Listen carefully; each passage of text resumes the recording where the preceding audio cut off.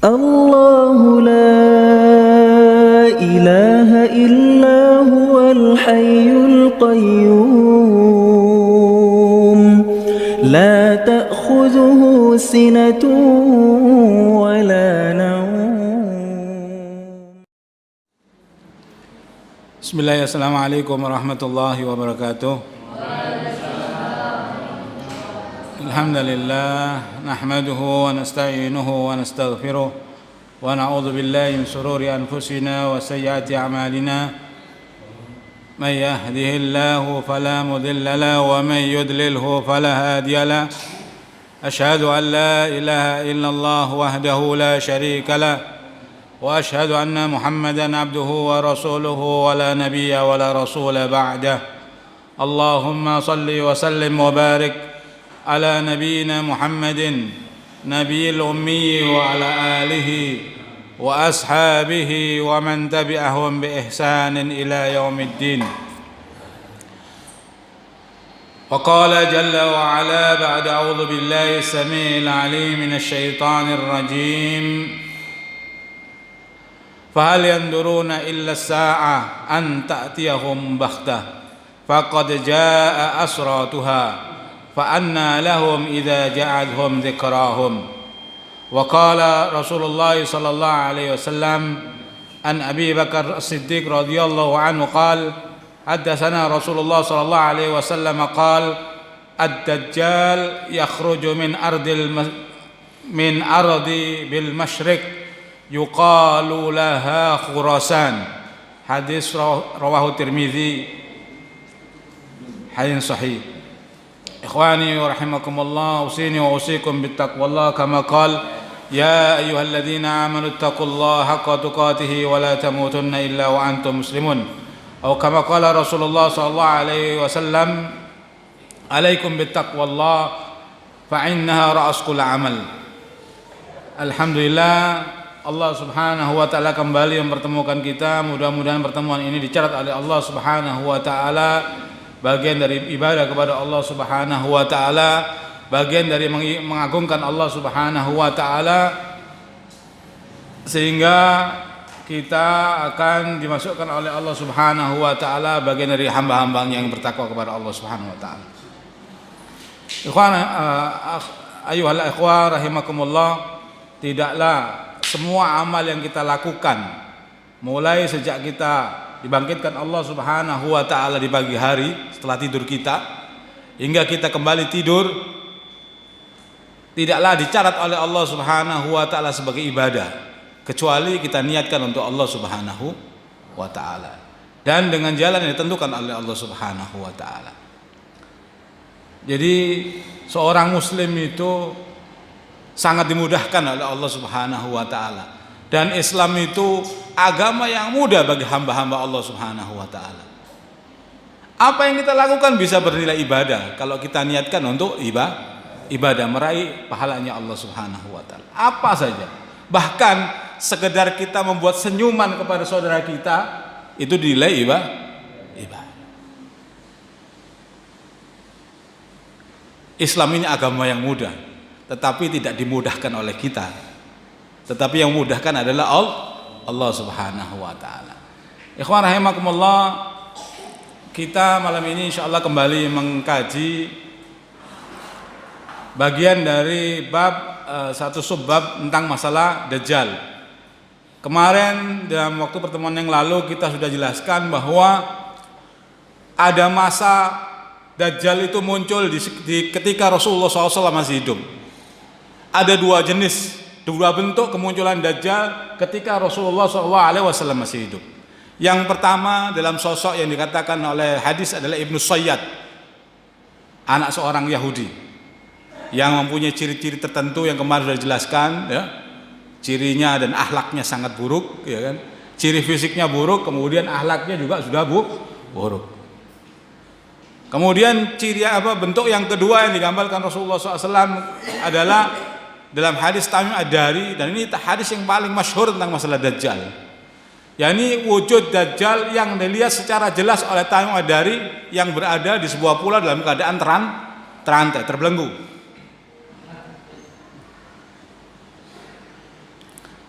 Bahkan disebutkan bahwa belenggu yang mengikat Dajjal itu ada 70 buah rantai, yang menunjukkan bahwa kondisinya memang betul-betul dia ini adalah seorang yang kuat besar dan seakan-akan meronta ingin keluar begitu, sehingga diperlukan rantai yang sangat kuat begitu.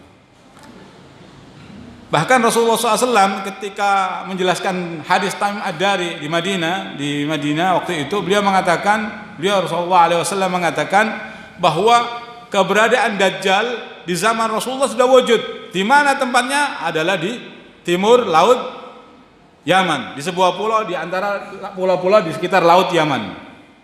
Namun sebagaimana dijelaskan, tidak pernah ditemukan tempat ini oleh hamba-hamba Allah setelahnya.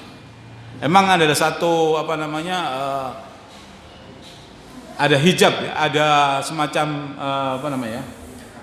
sekat yang diberikan Allah kepada Dajjal ini. Pulau Dajjal ini nggak ketemu. Memang sebagai rahasia Allah Subhanahu wa taala. Dan tidak ada yang bisa menolongnya kecuali Allah yang melepaskannya dengan takdir Allah Subhanahu wa taala waktunya. Jadi kalau ditanya apakah hari ini Dajjal sudah wujud, maka jelas kita katakan Dajjal sudah ada, sudah berada di tengah-tengah kita di bumi ini. Tapi di mana? Wallahu a'lam. Yang jelas dia antara pulau-pulau di sekitar laut Yaman. Sampai takdir Allah Subhanahu wa taala yang dijelaskan dalam hadis tadi, bahwa ada 3 tanda utama yang dijelaskan Dajjal sendiri yang menjelaskan. Bahwa ketika 3 tanda ini sudah terjadi, insya Allah Dajjal akan segera memenuhi takdirnya untuk lepas. Yang pertama adalah kurma di Baisan tidak akan tumbuh lagi. Dan itu sekarang sudah kita jelaskan kemarin bahwa memang benar daerah Baisan tidak menghasilkan kurma lagi hari ini. Yang kedua adalah Danau Tobaria, menyusutnya air di Danau Tobaria atau Galilea atau Tiberias. Dan benar hari ini memang benar, hampir sekarang ini sejak 2018 menurut badan bukan perairannya Israel itu yang memang yang mengontrol Danau Tiberias itu badan perairannya Israel. Itu dia buat jurnal tahun 2018 itu tiap hari susutnya sekitar 1 cm. Setiap hari susut 1 cm. Jadi mulai pantai yang dulu pertama munculnya Danau Tiberias sampai hari ini itu sudah berkilo jaraknya. Jadi airnya susut sudah berkilo. Artinya memang keadaan ini semakin menuju pada takdirnya nanti. Wallahu alam kapannya yang jelas. Kemudian tanda yang ketiga adalah tidak keluarnya air mata Zugar. Air mata Zugar ini di daerah Palestina ya. Ada yang bilang sebagian di Gaza, ada yang sebagian memang di setelah antara di baris perbatasan antara Syria dengan Palestina. Dan sudah saya jelaskan kemarin bahwa air mata Zugar itu adalah pecahan asalnya dari Danau Tiberias. Kalau di Danau Tiberiasnya susut, otomatis akan mematikan air mata Zugar. Itu satu kondisi yang berkelanjutan sebenarnya. Dikaitkan juga dengan surutnya Sungai Furat sebagai pertanda di dalam fitnah Duhaima nanti itu. Ketika muncul fitnah Duhaima itu akan surut Sungai Furat itu. Sungai Furat, Sungai Efrat. Sungai Efrat itu membentang dari Turki sampai mana? Sampai Syam, Syria, kemudian masuk Irak. Bentang terus panjang begitu. Dan sekarang memang betul sungai itu semakin hari semakin susut, dan nanti takdirnya ketika sungai itu semakin susut akan mengungkap gunung emas di tengah-tengah Sungai Furat yang akan diperebutkan oleh seluruh dunia, termasuk kaum muslimin. Tetapi binasalah yang binasa, kata Allah SWT. Tidak ada yang memperebutkan emas, harta karun emas yang ada di tengah sungai Furat dalam bentuk gunung emas tadi itu, banyak yang binasa. Dari 100 orang tinggal 1 orang yang pulang. Tidak ada yang mendapatkan kebahagiaan dari perebutan harta emas yang ada di sungai Furat. Semuanya binasa. Itu terjadi ketika masa fitnatul Duhaimah. Dari hadis Tamim Ad-Dari kita akan melanjutkan menjelaskan tentang tempat munculnya Ad-Dajjal. Jadi kita tahu dalam kondisi yang nyata bahwa hari ini Dajjal ada di laut Yaman, tapi nggak tahu di mana. Sebagaimana hadis Tamim Ad-Dari. Kemudian itu sampai sekarang dalam keadaan terbelenggu. Namun ada hadis yang lain yang menjelaskan daripada asarnya Abu Bakar As-Siddiq radhiyallahu anhu. Beliau meriwayatkan bahwa Rasulullah SAW bersabda, "Ad-Dajjal yakhruju min ardil bil masyriq yuqalu lahu Khurasan." Bahwa Dajjal itu akan keluar dari bumi bagian timur. Yuqalu laha Khurasan. Yang disebut bagian itu, tempat itu adalah Khurasan. Kotanya namanya Khurasan. Khurasan itu sebuah provinsi sebenarnya. Sebuah provinsi besar dalam peta lama ya. Kalau peta hari ini nggak ada. Kalau peta lama ada Khurasan, meliputi daerah Afghanistan, Uzbekistan, Tajikistan, ya, Kazakhstan, ya, sampai Iran. Kan itu yang bagian utara, bagian bawahnya Iran, Ahwaz sampai bawah itu. Besar sampai provinsi Afghanistan. Membentang dari provinsi Afghanistan sampai negara Iran, pembentangannya itu. Namanya besar Khurasan. Lalu bagaimana kita mendudukkan perkara ini? Gitu. Satu sisi tadi Rasulullah mengatakan dia ada terbelenggu di laut Yaman. Tapi sebentar lagi ada hadis yang didengarkan oleh Abu Bakar As-Siddiq bahwa Rasulullah mengatakan dia akan muncul dari Khurasan. Dan memang benar, dalam keadaan terbelenggunya Dajjal itu masih berada di laut Yaman. Tetapi ketika mulai bebas, pertama kali dia muncul di bumi namanya Khurasan. Jadi begitu bebas dia akan keluar dan muncul dari bumi Khurasan. Kapan? Wallahu a'lam bishawab. Hadis Sahih Tirmizi. Kemudian yang berikutnya hadisnya adalah dari Anas bin Malik radhiyallahu an. Anas bin Malik qala Rasulullah SAW, yakhrujud Dajjal min Yahudiyya Asbahan. Ma'ahu sab'una alfan minal Yahud alaihi sijan. Akan keluar Dajjal dari kampung Yahudiyah di daerah Asbahan. Asbahan itu Isfahan kalau bahasa sekarang. Isfahan itu di mana? Di Khurasan. Kalau hari ini di tempatnya di Iran. Khurasan tapi di Iran. Isfahan.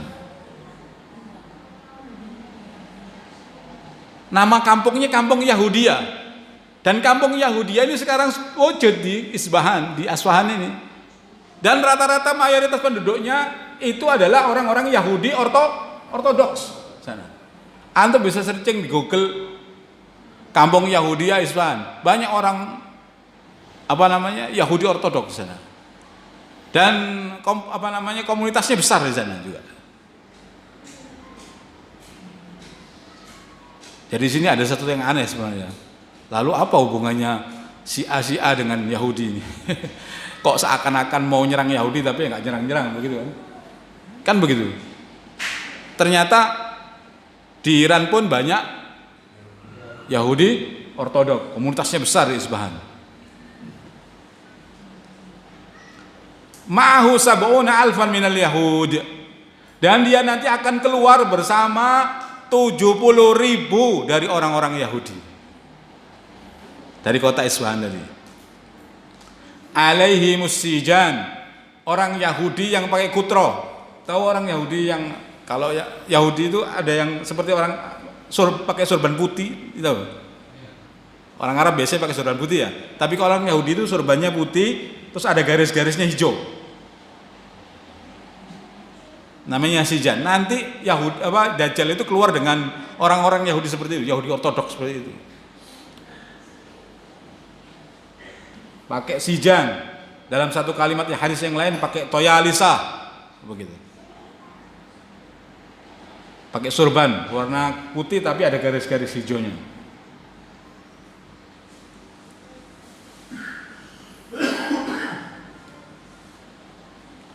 Kemudian dalam hadis yang lain dari hadis Imam Ahmad bin Hanbal radhiyallahu diriwayatkan dari Aisyah radhiyallahu anha, Aisyah radhiyallahu bersabda mengatakan, dakhala ala Rasulullah sallallahu alaihi wasallam wa ana abki.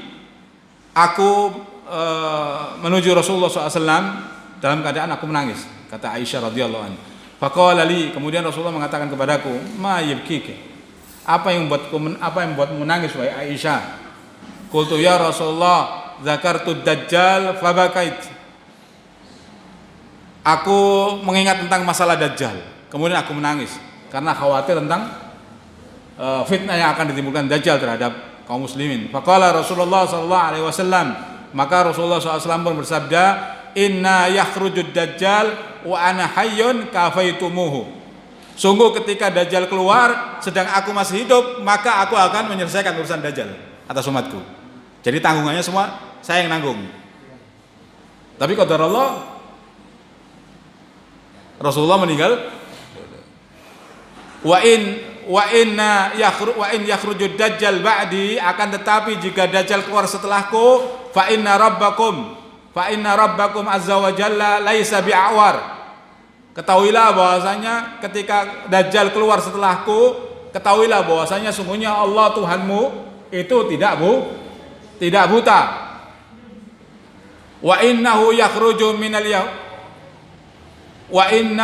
yakhruju min Yahudiyah Asbahan.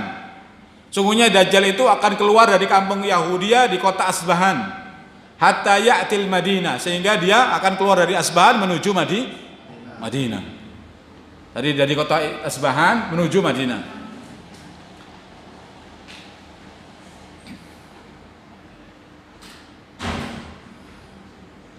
Jadi Dajjal itu keluar dari pulau, pertama muncul di kota Asbahan, memproklamirkan dirinya setelah muncul dari pengasingannya itu di kota Isbahan, di kampung Yahudia. Sebagaimana sudah saya jelaskan di hari sebelumnya ya, tentang masalah Dajjal, bahwa tentang Ibnu Sayyad, kan kita ketahui bahwa Ibnu Sayyad itu hilangnya juga di kota apa? Kota Isbahan, di kampung Yahudia itu Ibnu Sayyad. Jadi memang masalah Dajjal ini ada semacam misteri ya. Misteri, kalau dikatakan Ibnu Sayyad mati, mungkin mati tapi hidup lagi. Kan gitu ya. Kan sebagian sahabat menyatakan bahwa Ibnu Sayyad mati, tetapi sebagian mengatakan dia melihatnya di Isbahan gitu. Ketika penaklukan Isbahan di zamannya Umar bin Khattab. Gitu. Jadi ada semacam ya itu misteri. Memang ada masalah syaitonia, masalah urusannya dengan syaiton. Jadi kalau bahasa kita itu malirupo, itu banyak perwujudannya bisa begitu. Wallahu a'lam bishawab.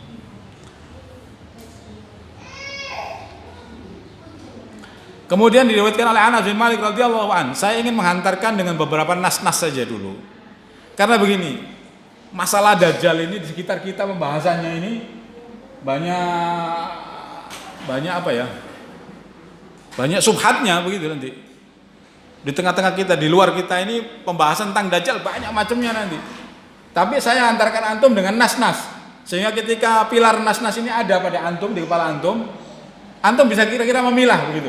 Oh ini takwilnya ini kira-kira takwilnya marju nih. Takwilnya ini terlalu jauh. Oh ini takwilnya enggak masalah dengan beberapa nas yang ada. Karena banyak orang yang Dajjal, ada yang mengatakan fulan ini Dajjal, fulan ini Dajjal. Tapi sandarannya enggak cukup, sekedar takwil liar saja. Dan itu bahaya. Bahkan ada yang menganggap bahwa Dajjal itu enggak ada. Dari Anas bin Malik radhiyallahu an bahwasanya Anas mengatakan Rasulullah SAW bersabda, yakhruju Dajjal min Yahudiyah Asbahan. Hampir sama banyak hadisnya. Ma'ahu sab'una alfa minal Yahud alaihi sijan. Kemudian dari An-Nawas bin Sam'an, innahu kharijun khallatun baina Syam wal Iraq.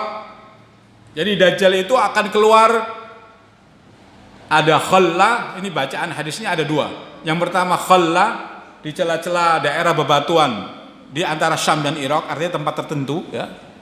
Atau hilla. Hilla maknanya di perbatasan antara Syam dan Irak. Fa'asha yaminan, kemudian dia membuat kerusakan di sekitar itu, di antara Syam dan Irak itu, di kanannya maupun di kirinya. Wa'asa shimalan, ya ibadallah fasbutu, wahai hamba-hamba Allah Subhanahu wa taala, hendaklah kalian berteguh hati. Qulna ya Rasulullah wa ma labishu fil ardi. Wahai Rasulullah, berapa lama ia akan tinggal di muka bumi? Labisa itu kan maknanya labasa itu, labisa itu apa? Baju. Menyelubungi. Jadi Dajjal itu akan memenuhi bumi, berjalan di seluruh bumi ini berapa hari? Bertanya kepada Rasulullah SAW, Anas bin Malik, An-Nawas bin Sam'an. Kemudian dijawab oleh Rasulullah, beliau mengatakan arba'una yauman. Dalam 40 hari Dajjal bisa menyelubungi seluruh bumi, termasuk kampung Kupang Kerajaan. Gitu. Jadi tidak ada tempat yang tersembunyi dari Dajjal, kecuali ada beberapa nanti disebutkan. Yaumun kasana, satu hari seperti satu tahun. Wa yaumun kasahar, satu hari seperti satu bulan. Yaumun kajum'ah, satu hari seperti satu Jum'ah, satu minggu. Wasairun ayyamihi ka ayyamikum, kemudian sisanya adalah seperti hari-hari biasa di antara kalian. Jadi satu tahun itu bisa seperti satu hari. Kemudian satu hari bisa seperti satu bulan. Kemudian satu minggu, kemudian sisanya adalah hari-hari biasa. Ada sebagian yang menghitung begitu. Jadi satu tahun, satu bulan, apa lagi? Satu pekan ditambah sisanya. Sisanya berarti 37, 37 dah. Kan 40 hari. Satu tahun, satu bulan, satu pekan, sisanya seperti 37 hari biasa. Ada yang menghitung begitu, ada. Ada yang nggak memastikan hitungan itu, cuman kadang harinya itu seperti setahun, di antara hari 40 hari itu. Ada yang seperti sebulan, ada yang seperti. Bahkan sahabat bertanya, ya Rasulullah, ketika kita mendapati zaman seperti itu, seperti yaumun kasana, satu hari seperti satu tahun, lalu bagaimana kita menetapkan waktu-waktu sholat kita? Kira-kira dewe, antum kira-kira sendiri begitu, dikira-kira sendiri. Bayangkan satu hari seperti setahun. Jadi tiap harinya kita sholatnya 5 waktu itu, seperti hari-hari biasa itu. Kita kira-kira sendiri.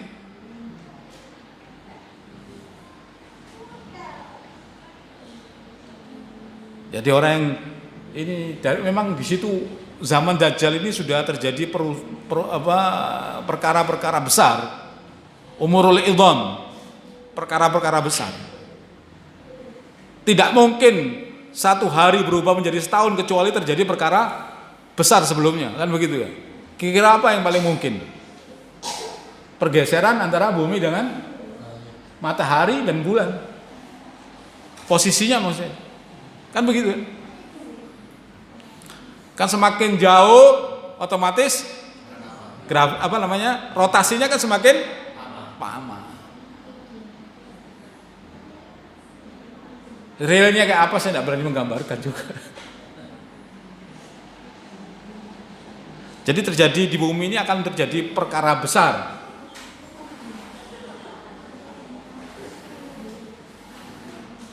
Hari-hari semakin panjang gitu. Bahkan sebelumnya kan semakin pendek kan sebelumnya kan. Hari-hari kita hari ini kan semakin pendek sebenarnya.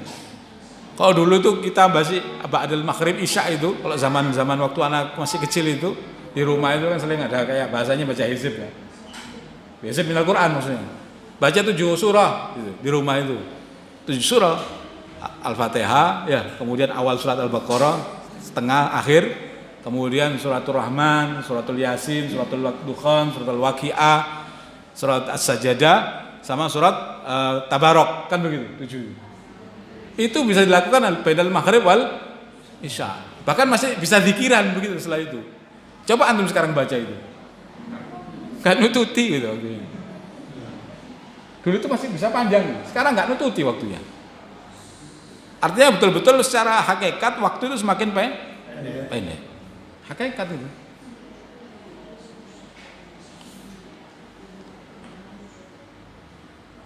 Jadi Dajjal nanti akan mengitari bumi selama 40 hari. Kemudian diriwayatkan dari Ibnu Mas'ud radhiyallahu an, yakhruju Dajjal min Qud. Dajjal akan keluar dari kota yang namanya Qud di Irak.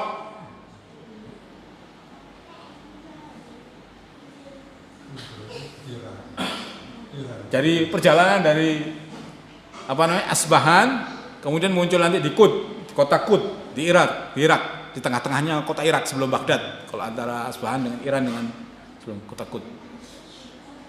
Ada surah Ibnu Saibah. Qala Abdullah bin Mas'ud radhiyallahu an, inni la a'lamu awwala ahli al-Ubayyah yaghzu ahlul Ubayyah yafizzahumud Dajjal antum ahlul Kufah. Jadi yang pertama kali mendapati fitnahnya Dajjal itu adalah penduduk Kufah. Jadi Dajjal itu berjalan dari mulai Isbahan menuju Qud, dari Qud nanti masuk Kufah, dan di Kufah dia akan membuat fitnah besar. Minal Irak, di kota Irak. Jadi dari Iran menuju Iran. Kemudian diriwayatkan lagi, ini saya menunjukkan beberapa tempat yang didatangi Dajjal, tempat-tempat yang didatangi Dajjal. Secara spesifik disebutkan dalam riwayat, dalam atsar.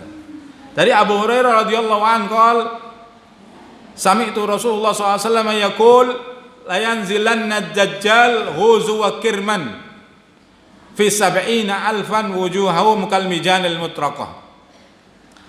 Pasti Dajjal itu akan muncul di daerah Khuz dan Kirman. Ini juga di daerah Iran ini. Di antara pengikutnya ada 70.000 pengikutnya dari bangsa Khuz dan bangsa Kirman. Wajah mereka seperti wajah kalmujan ilmu troko, seperti tameng yang terbuat dari kulit, maksudnya keras gitu. Kayak orang Tatar gitu. Jadi Iran itu ada yang wajahnya wajahnya itu satu kabilah di Iran itu seperti orang-orang ini, wajahnya itu keras seperti orang-orang Tatar, orang-orang Cina, tapi yang Uighur gitu, orang-orang yang wajahnya keras, Mongol, kayak Mongol begitu. Ada yang seperti Arab, kan gitu ya. Jadi wilayahnya berbeda-beda. Tapi ada yang seperti ini. Jadi pengikut Dajjal itu adalah bangsa Khuz dan bangsa Kirman. Khuz ini ada dari Kirman aja. Antum bisa Google Atlas itu antum bisa klik Kirman. Di mana provinsi Kirman ada provinsinya gitu. Khuz ada juga gitu. Teman-teman ini nyata gitu. Jadi memang rata-rata perjalanan mereka itu di antara Iran dan Irak, pengikutnya. Dan kalau kita lihat hakikatnya hari ini memang kalau tidak orang Majusi, ya penyembah api, mereka adalah orang-orang Syiah.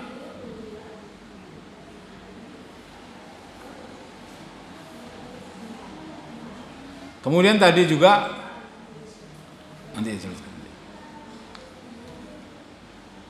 kemudian tempat yang dikunjungi oleh Dajjal juga ini sekitar Madinah, tempat berdirinya Dajjal ya, di kota Madinah, karena Dajjal kan tidak bisa masuk kota Madinah karena dihadang oleh malaikat. Setiap pintu yang menuju ke Madinah itu dihadang oleh malaikat, 2 orang malaikat membawa senjata pedang berkilau yang dan sangat tajam. Jadi ada 7 buah jalan, qadarullah masya Allah fa'al. Sampai hari ini jalan menuju kota Madinah itu 7 itu. Celahnya itu. Rasulullah menyebutkannya 1400 berapa? 500 ya caranya. 1450 berapa? 44 itu Hijriah. Setelah Hijrah tambah iya, setelah Hijrah ya jelasnya.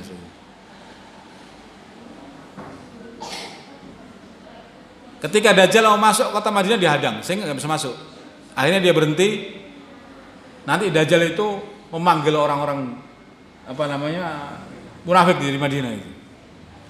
Di satu tempat yang dikatakan dalam hadis yanzilud Dajjal fi hadis sabgha bi Marqanah. Ada satu tempat di luar kota Madinah namanya Marqanah. Daerah itu daerah berair dan bergaram. Nanti semua kumpul keluar situ. Ketika Dajjal memerintahkan untuk keluar dengan menghentakkan kakinya 3 kali di bumi tempat berdirinya dia, keluar orang-orang munafik Madinah, baik wanita maupun laki-lakinya, berkumpul di kota tempat namanya Marqanah tadi. Itu kalau posisi begini ya, posisi lihat atlas begini, ini kota Madinah di sekitar sini. Di atas sebelah kiri sedikit, nggak jauh sebenarnya, sekitar 7 kiloan, 5-7 kiloan di kota Madinah. Kemudian diriwayatkan lagi dari Junadah bin Abi Muayyah, yablughu sultanuhu kullaminha la ya'ti arba'atun masajid.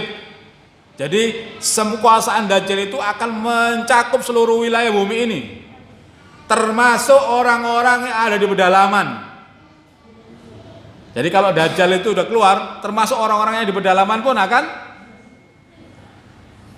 terkena oleh fitnahnya Dajjal, panggilannya Dajjal itu. Dan dia tidak akan mampu untuk mendatangi 4 tempat. Yang pertama, Al-Ka'bah, yakni apa? Masjidil Al-Haram.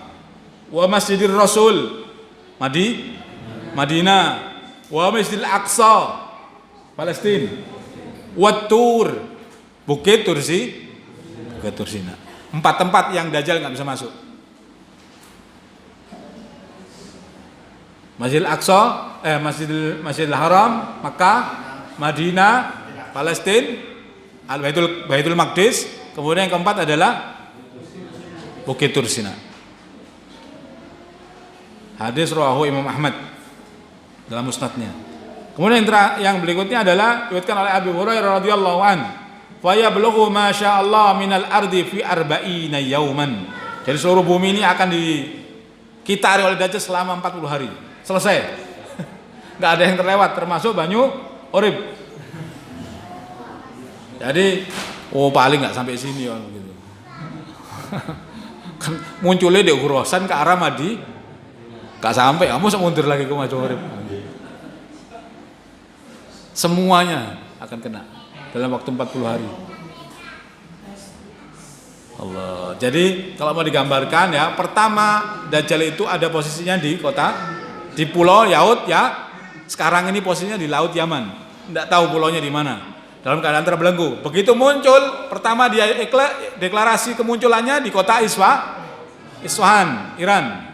Kemudian bergerak menuju Irak. Dari Irak menuju Madinah. Dan dalam perjalanannya dia terus membuat fitnah. Dia akan membuat kerusakan di antara Syam dan Irak. Karena di sana perbatasan sama Irak itu ada pengikut setianya nanti. Di perbatasan antara Irak dan Syam itu, yang pertama kan pengikut setianya yang pertama, kelompok elitnya itu, kelompok munasirnya itu ada di mana? Di kampung Siapa mereka? Bangsa Yahudi Ortodok. Pertama itu. Kalau lainnya adalah yang terfitnah. Tapi pengikut setianya adalah kaum Ortodok dari bangsa Yahudi. Kalau yang lainnya fitnah-fitnahnya. Tapi ini memang dari awal memang sudah menunggu. Orang Majusi nggak menunggu Dajjal. Tapi orang Yahudi menunggu Dajjal sejak Rasulullah mengatakan akan keluar di bumi Isfa. Bahkan sudah di sana dia. Sekarang sudah ada. Antum sekarang berangkat ke sana pun akan nemui kampung Isfahan itu dibuni orang-orang Yahudi Ortodok. Antum bisa searching di Google. Isfahan. Dan cilakanya kota Isfahan adalah kota nuklirnya Iran.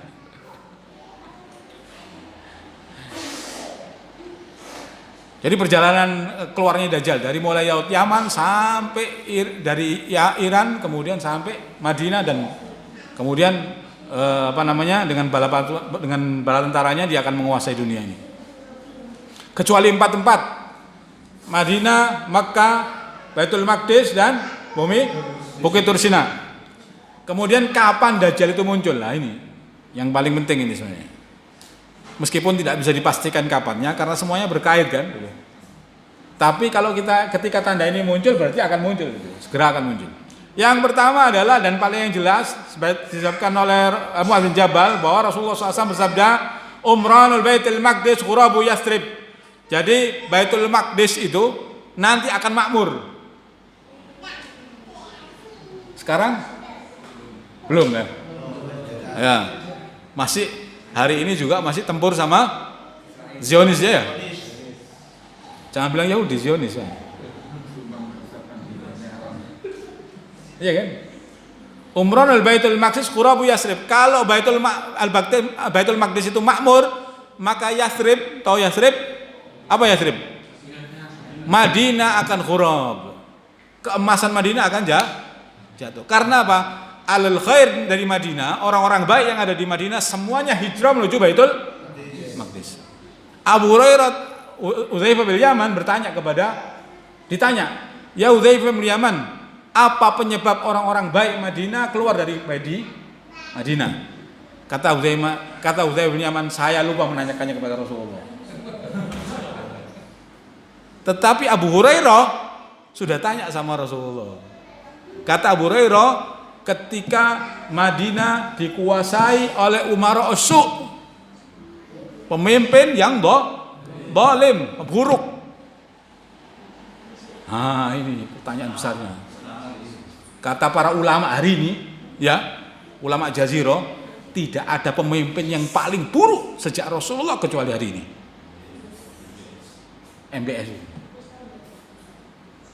Semua serba boleh hari ini. Yang dulu nggak ada, sekarang ada. Bahkan agama ini diutak-atik sudah.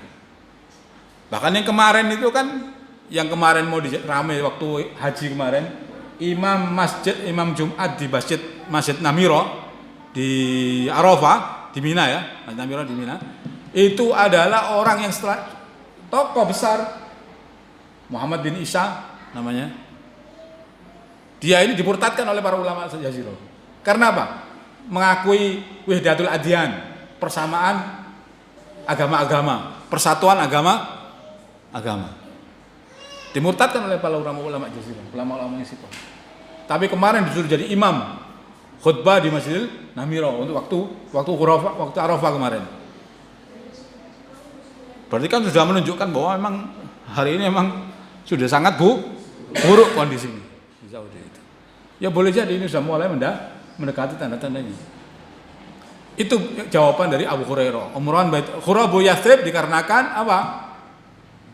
Keluarnya umara su. Wa khurabu Yathrib khurujul malhama. Kalau Yathrib itu sudah roboh, sudah dihilangkan dipindah ditinggalkan penduduk yang terbaik dari bumi Madinah tadi, maka kaum muslimin akan menuju kepada peperangan yang namanya al-malhama al-kubra. Jadi nggak lama ini. Kalau Baitul Maqdis makmur, Yathrib ditinggalkan penduduk baiknya, kemudian akan keluar perang al-malhama al-kubra di kota apa? Dabig, ya, di daerah Syria hari ini, Syam, dekat Halab itu, dekat Aleppo. Wa khurujul malhama fathul Konstantinia. Kalau wujud al-malhama al-kubra, setelah itu akan muncul penaklukan Konstantinopel. Konstantinopel mana? Turki, Istanbul. Loh, kok aneh ya? Ini ada pertanyaan aneh sebenarnya.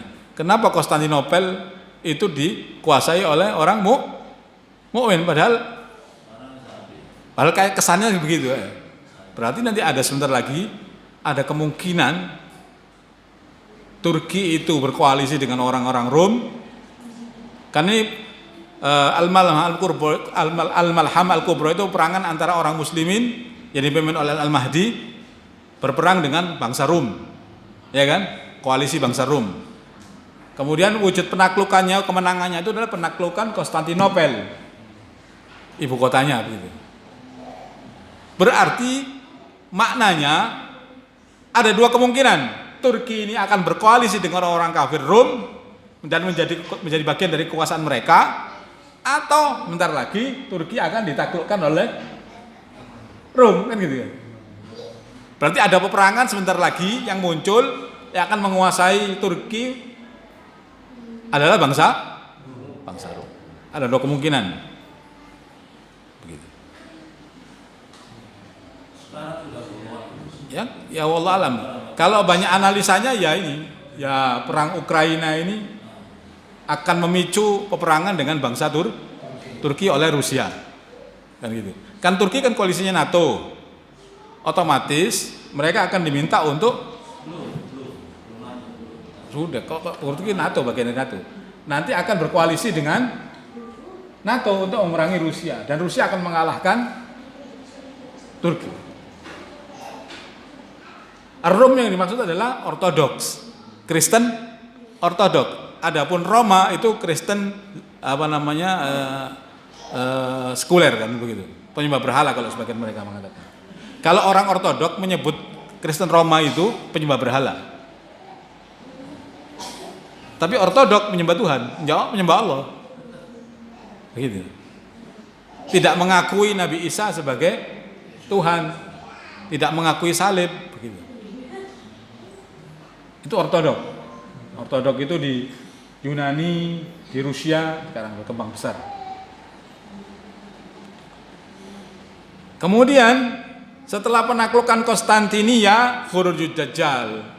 Ketika kaum muslimin berhasil menaklukkan Konstantinopel, di tengah-tengah mereka sedang membagikan harta ghanimahnya, tiba-tiba teriaklah orang yang berteriak, nggak tahu siapa, sebagian mengatakan, perawi hadis mengatakan dia syaitan yang menghabarkan bahwa Dajjal sudah keluar di kampung-kampung kaum muslimin.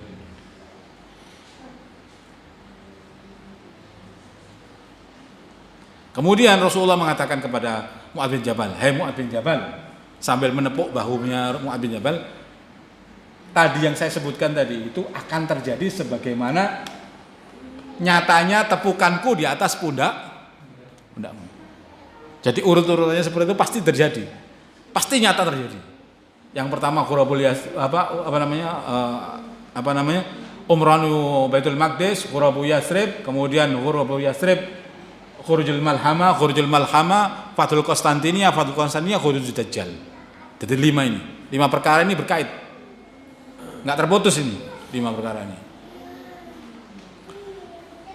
Jadi pemicu utama yang bisa membebaskan atau memakmurkan Baitul Maqdis adalah hilangnya Zionis.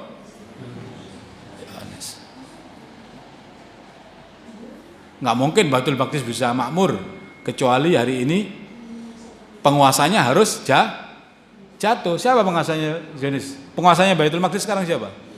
Zionis. Jadi boleh jadi, wallahu a'lam, akan terjadi pertempuran dengan bangsa Israel.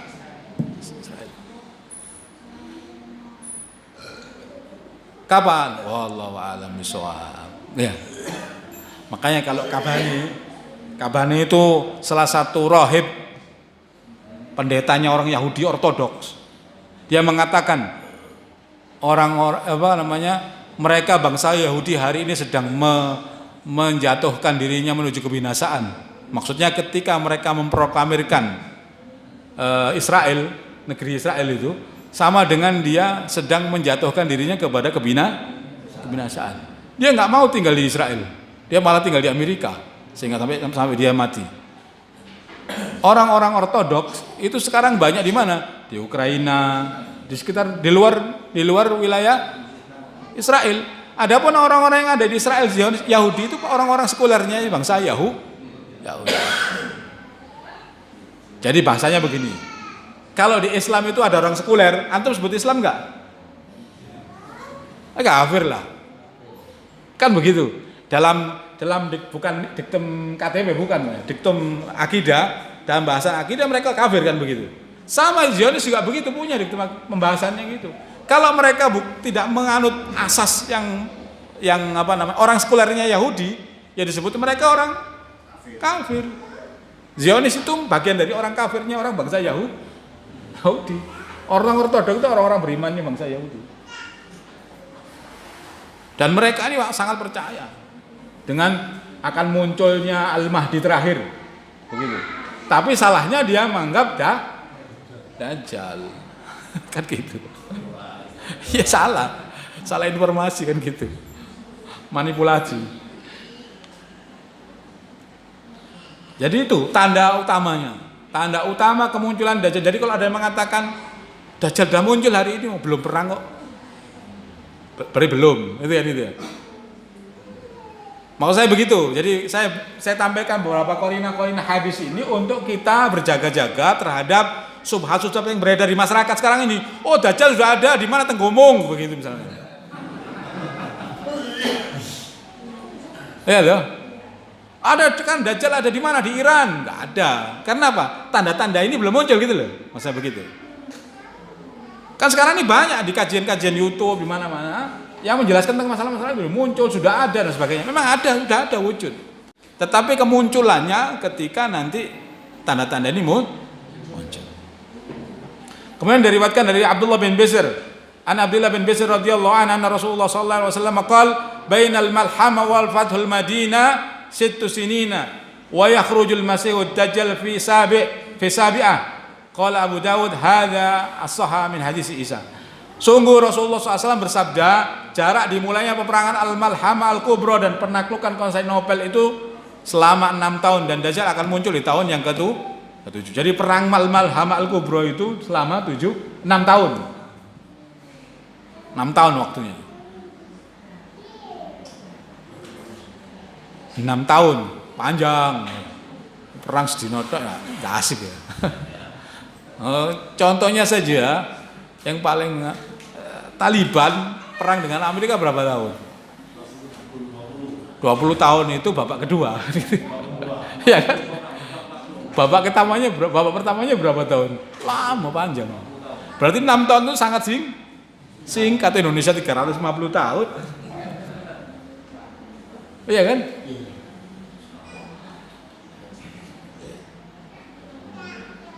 Jadi kaum muslimin itu melawan koalisi kekafiran dunia itu selama 6 tahun. Dan perangnya sangat dahsyat. Nanti ada cerita tersendiri tentang itu. Sepertiga kaum muslimin murtad. Sepertiga pasukan ini sudah berhadapan begini. Di dalam Al-Malhamah Al-Kubra itu pasukannya sudah berhadapan gini. Yang memimpin bukan Pak Sudirman ya. Yang memimpin bukan Jenderal Fulan. Yang memimpin Al-Mahdi. Tapi begitu lihat kafir tak gitu banyak bandingannya kaum muslimin 300, Ahlul Badar 313 orang. Pasukan kafir berapa? Hampir 1 juta. 300.000 banding 1 juta. Wih, wah kayak mundur. Ya kan? Kalau tidak punya iman ya lari. Maka saat itu kata Rasulullah SAW, sepertiga kaum muslimin murtad dan Allah tidak menerima taubatnya selamanya. Bayangkan, sudah berdiri dipimpin Al-Mahdi masih murtad, apalagi dipimpin Jenderal Fulan, apalagi yang memimpin Abu Bakar Basir, apalagi yang memimpin si Habib Rizik.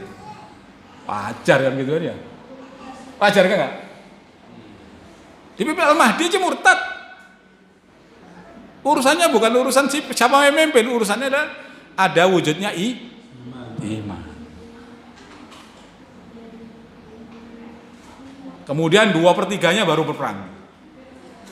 Hari berikutnya itu 2/3 meninggal, mati, syahid semuanya. Tinggal sepertiga. Sepertiga ini yang memenangkan pertempuran. Jadi sepertiga dari 300 berapa kira-kira? Ya cuma 100 orang aja. 313 orang sudah ahli Badr. Jadi pasukannya Al-Mahdi itu enggak banyak. Yang perang di Al-Malham Al-Kubro cuma 313 orang. Sejumlah ahli Badr. Lalu miliaran kaum muslimin ini kemana? Ya, pertanyaan besarnya itu. Dari An-Nafi' bin Utbah, Rasulullah SAW bersabda, qala taghzunal jaziratul Arab fayaftahuha Allah. Jadi sebelum Dajjal muncul itu, Rasulullah mengatakan bangsa Arab akan ditaklukkan oleh kaum muslimin. Jaziratul Arab sekarang ya seperti Jaziratul Arab besar itu, Saudi, Yaman, Oman dan sekitarnya ya. Jaziratul Arab itu akan ditaklukkan oleh kaum muslimin. Taghzuna Jaziratul Arab fayaftahu Allah, thumma Faris fayaftahu Allah. Kemudian Persia, Iran hari ini akan ditaklukkan oleh kaum muslimin. Thumma yaghzunar Rum. Jadi sebelum berperang dengan bangsa Rum dalam Al-Malham Al-Kubro itu ada penaklukan Jaziratul Arab. Berarti sebentar lagi ada peperangan di bangsa Arab. Dan sekarang udah mulai kan? Iya kan? Yaman perang. Tidak tahu, bentar lagi nanti mungkin kemana-mana itu, Irak dan sebagainya terus kemana-mana. Dan benar nanti kaum muslimin akan menang itu. Nah, ini masalahnya ini yakin apa tidak ya?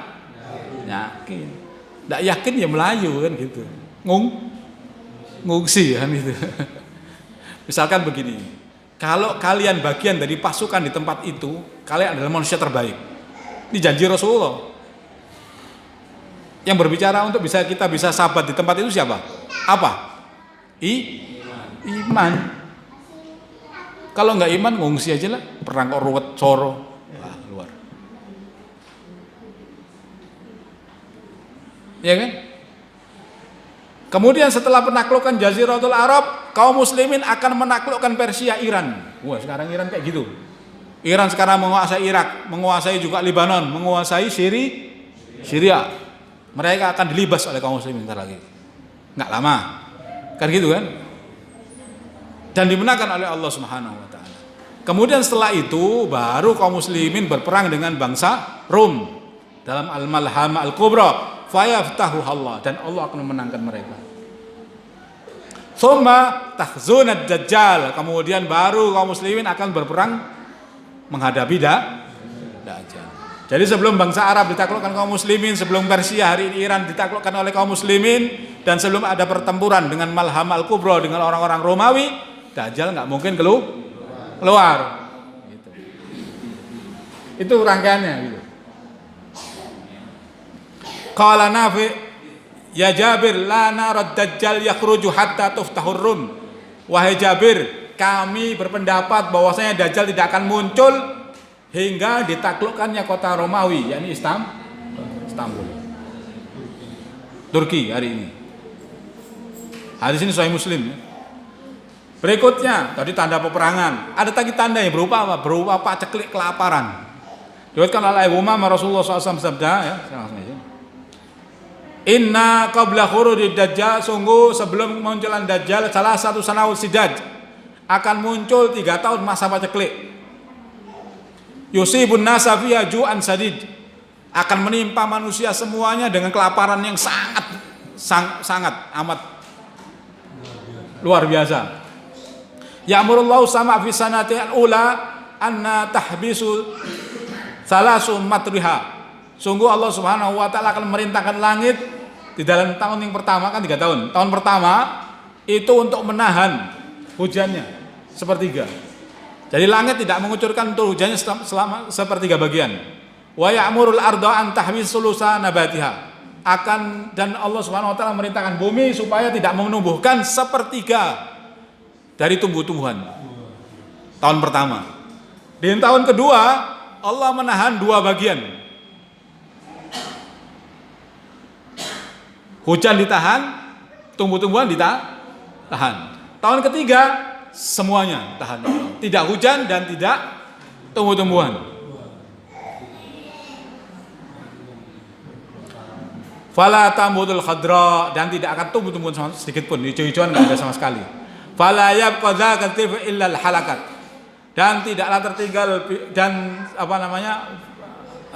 fala yabqa dzata dhil illa halakat, dan tidaklah makhluk yang berkuku kecuali pasti binasa. Maksudnya kehidupan waktu itu pasti banyak binasa, hewan-hewan ternak mati semua. Illa masya Allah, kecuali yang dikehendaki Allah Subhanahu wa taala. Kemudian dikatakan, qila fama ya'isan nasa fi dzalika zaman. Ya Rasulullah, bagaimana manusia bisa hidup di zaman seperti itu? Kata Rasulullah, qala at-tahlil wat takbir wat tahmid wa yajzi'u dzalika alaihi mujza'atul ta'am. Jadi makannya orang beriman itu saat itu adalah apa? Zikirnya, tahlilnya, la ilaha illallah, kenyang. Allahu akbar, kenyang. Sak bolok begitu.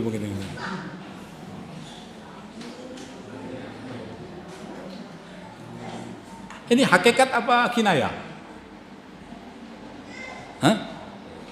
Hakikat ini. Zikir itu mengenyangkan orang mukmin. Zikir itu mengenyangkan orang mukmin.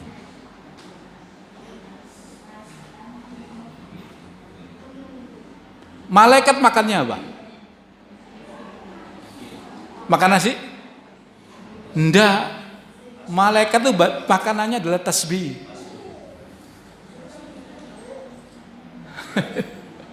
Malaikat itu makanannya tasbih. Subhanallah bihamdi, subhanallahil azim, astaghfirullahal azim, subhanallah bihamdi, subhanallahil azim, astaghfirullahal azim. Makanannya malaikat. Kenyang. Hakikat ini. Jadi nanti di akhir zaman, zikirnya kaum muslimin itu menjadi pengganti makanan yang biasa dia makan. Berarti kalau orang munafik bisa nggak zikirnya berpengaruh? Tidak bisa.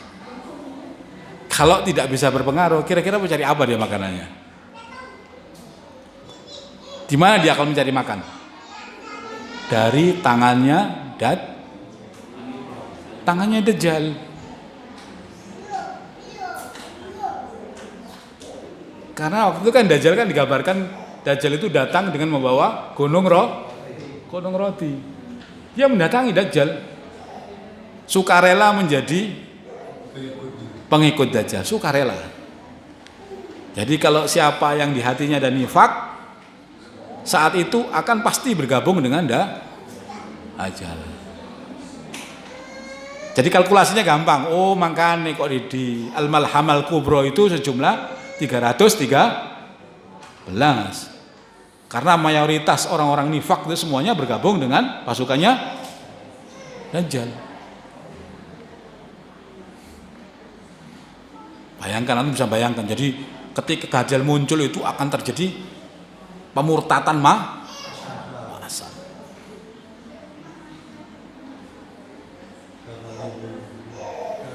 Ya, kecuali orang-orang yang diselamatkan Allah Subhanahu wa taala. Kayaknya mulai sekarang ini latihan terus tazkiyatun nufus. Seadane waktu nggo tasbih gak apa-apa sudah. Zikiran Allah. Pokoknya ingat Allah Subhanahu wa taala terus sekarang ini. Karena sebelum masa Dajjal muncul ada masa Ad-Duhaima, masa siapa yang selamat masa Duhaima pasti selamat masa Dajjal. Kalau masa Duhaima enggak selamat, pasti enggak selamat ketika Dajjal muncul. Dan masa-masa Duhaima itu para ulama sudah menisbatkan ya sekarang ini sudah masa Duhaima. Ciri-cirinya apa masa Duhaima? Sanawatul khadda'at, tahun-tahun tipu daya. Jadi orang-orang yang amanat dikatakan khianat. Orang yang khianat dikatakan amanat. Sehingga para pemimpin itu adalah orang-orang sebusuk-busuk manusia.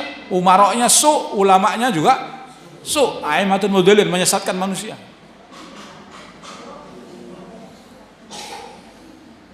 Ya sekarang ini, kitarannya sekarang ini sudah. Kalau kita bisa selamat tahun di masa Duhaimah, ini belum puncaknya ya maksudnya. Kita kan berjalan terus sampai puncaknya begitu. Sekarang kita ini memegang Islam yang benar itu sekarang tersubhatkan begitu. Megang tauhid dituduh macam-macam begitu. Ya. Ya kan, megang tauhid ini sekarang ini sulit begitu. Seperti kata Rasulullah mengatakan kalqabit alal jamr. Kalau kita megang tauhid benar itu hari ini tuduhannya macam-macam. Macam-macam Ustaz.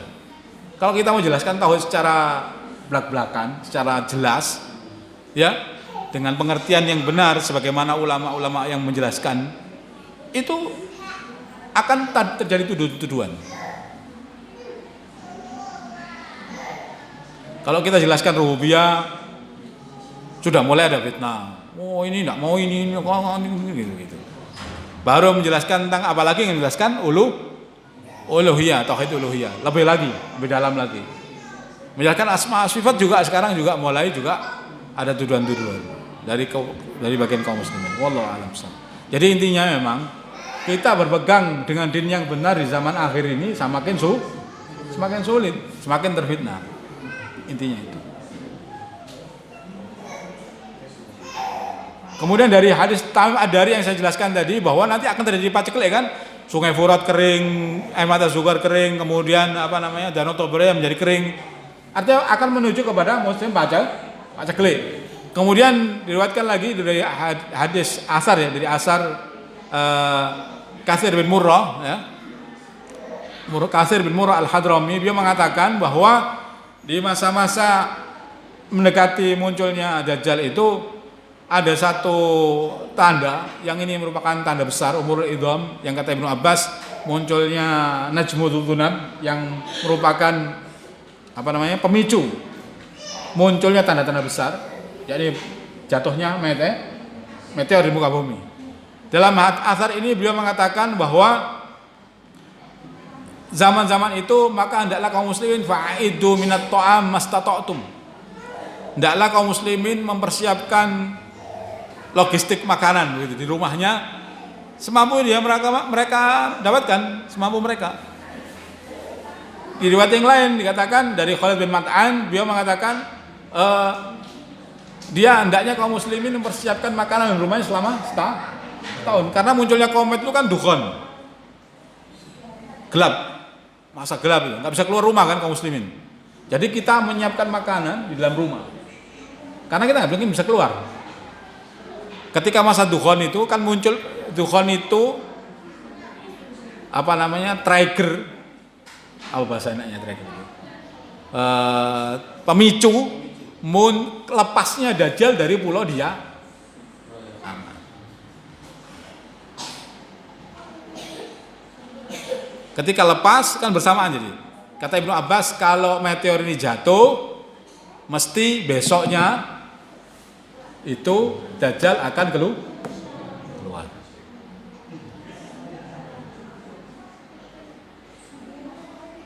Dan itu dalam keadaan gelap selama 40 hari 40 malam dunia ini, bumi selimuti awan, gelap.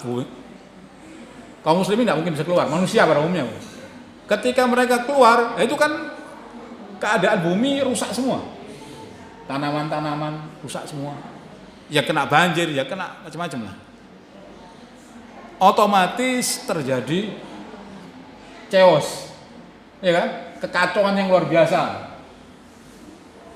Jadi hukum rimba, siapa punya makanan pasti akan dirampok begitu bahasanya. Makanya siapkan 3 hal, kan itu kan ya. Komunitas, pedang, ya, makanan. Antum enggak punya antum punya makanan, enggak punya pedang, antum akan dirampok, ya kan? Kalau punya pedang pun sendirian juga akan kewalahan. Harus punya komunitas kaum muslim yang bisa menyelamatkan itu 3 itu. Komunitas kaum muslimin, persiapan pedang dan persiapan maka. Jadi memang chaos terjadi luar biasa, hirup pikuk. Orang pada berlomba mau cari makan, nggak peduli siapa yang pokoknya ada yang makan mesti serbu. Jadi kayak kalau gambarkan di film-film itu kayak film-film zombie itu loh. Kan begitu kan? Kayak film zombie gitu. Kan ada darah itu seakan-akan jadi makanan gitu. Darah itu apa sih? Sumber kehidupan kan gitu.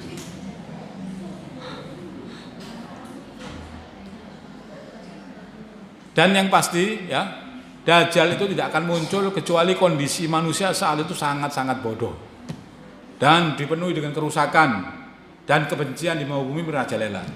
Jadi manusia ini diadu oleh satu keadaan yang membuat dia harus saling berseru. Ada cebong, ada kampret, di sana ada ini, ada itu. Terus itu bagian dari pola yang dimainkan untuk membuat manusia ini semakin kacau, berpecah belah. Siapa yang buat Zionis? Bukan Zionis itu yang buat. Dengan kaki tangannya. Diwariskan oleh Rasid bin Sa'ad bahwa beliau Rasulullah SAW bersabda, aku mendengar Rasulullah SAW bersabda, tidak akan muncul Dajjal hingga orang-orang melupakannya dan para imam lupa mengingatkannya di atas mimbar-mimbar. Ini salah satu ciri. Ini termasuk subhat antara kita ini. Jadi nanti Dajjal itu tidak akan muncul kecuali ketika manusia ini pada lupa urusannya masalah kemunculan Dajjal. Hari ini banyak orang yang mengkaji masalah Dajjal ya. Tapi kemudian ada subhat yang dilempar di tengah-tengah kaum muslimin. Tentang apa? Oh ini kajiannya ini terlalu ini. Paham ya? Begitu kan? Sehingga orang mengatakan paling ada lagi yang mengatakan kiamat itu jauh. Lah pengurusi kiamat, ngurusi makan besok belum selesai. Sehingga orang muslimin yang awalnya dia mau belajar menjadi ragu, apalagi yang tidak mau belajar, tambah lagi. Sehingga khotib di mimbar lagi tidak membicarakan masalah Dajjal karena banyak subhatnya dilemparkan ke dunia kaum muslimin ini. Sehingga orang sudah malas untuk ngaji masalah ini. Ketika sudah kaum muslimin tidak membicarakan lagi masalah Dajjal, itu saat muncul Dajjal. Kemudian diriwayatkan lain, yakhruju Dajjal fi haqqati minad din wa idbari minal ilm. Dajjal tidak akan muncul di tengah kekosongan daripada din dan di saat ilmu ditinggalkan. Jadi mayoritas kaum muslimin sekarang juga peduli masalah ilmu din. Saya lihat ini generasi muda ini ya. Generasi 20 tahun di bawah saya ini. Ini saya melihat generasi Mobile Legends ini. Iya kan? Saya ngeri dengan anak-anak sekarang ini. Paling yang sekarang usia SMP, SMA itu ngeri saya. Hari-harinya nggak ada lain kecuali gamer. Ya, apalagi kena pandemi kemarin tuh. Wah, Masya Allah. Jadi pelampiasannya luar biasa.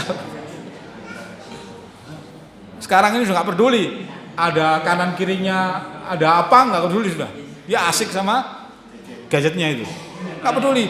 Hatta di sebelahnya ada orang ketubruk, ada orang jatuh, nggak peduli. Saya lihat anak-anak muda sekarang itu. Apalagi ngurusi yang urusan-urusan yang besar dari urusan kaum muslimin. Sekali.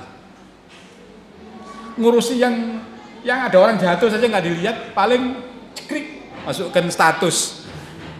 Ya kan? Sampai kan keluarnya begitu.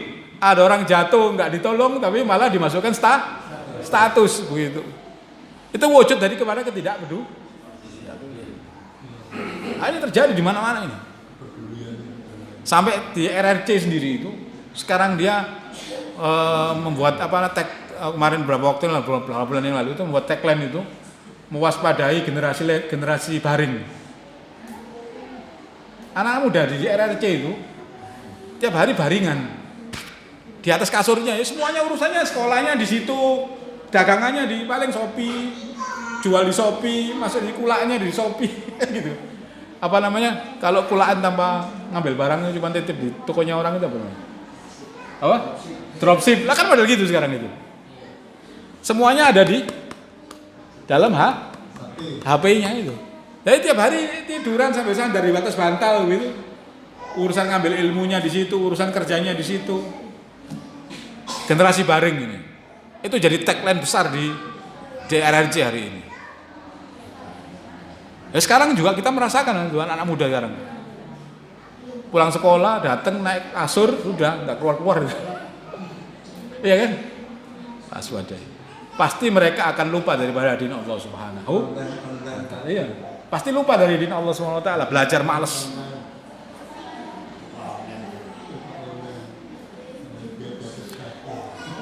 Ini satu cerita ya, dari Abu Tufail, dari Hudzaifah bin Yaman. Satu ketika kaum muslimin berhasil menguasai Kufah, tiba-tiba waktu itu ada Arif itu orang peramal.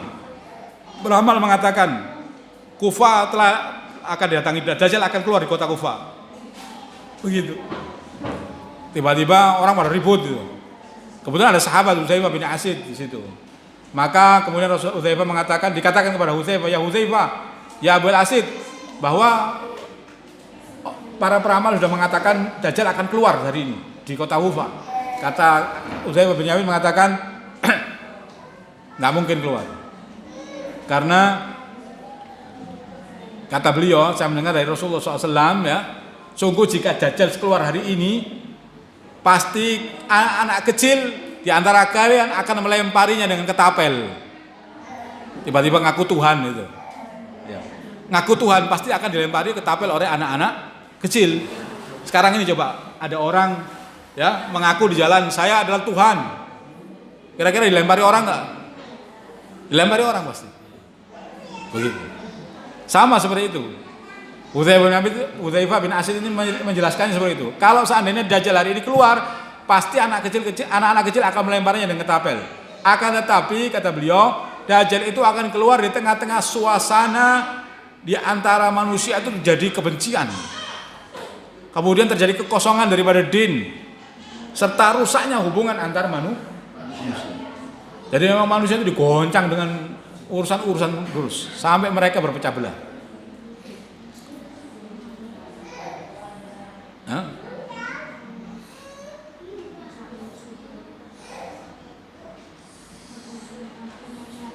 Yang terakhir ya, saya jelaskan, ada diriwayatkan oleh Ummu Syuraik, dari Ummu Syuraik radhiyallahu an qala Rasulullah sallallahu alaihi wasallam, la yafiranna an-nasa minad dajjal hatta yalhaqu bil jabal. Sungguh manusia akan lari ketika Dajjal muncul itu, manusia akan lari ke gunung-gunung, kaum muslimin ya. Karena perintahnya Rasulullah kan, kalau kalian mendengar kabar tentang Dajjal muncul, hendaklah kalian menjauhi Dajjal. Jangan masuk kota-kota besar, tapi lari ke gunung-gunung.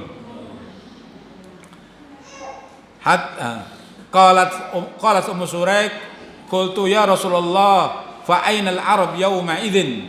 Wahai Rasulullah, di mana bangsa Arab saat itu? Dalam syarah Imam Nawawi, ini hadisnya Sahih Muslim, dalam syarah Imam Nawawi kitabnya Al-Minhaj, dia mengatakan Al-Arab di sini bukan panggilan bangsa Arab untuk bangsa Arab, tetapi kaum muslimin. Paham ya? Fa'ai dimaknai oleh Imam Nawawi, fa'ainal mujahidin fi sabilillah.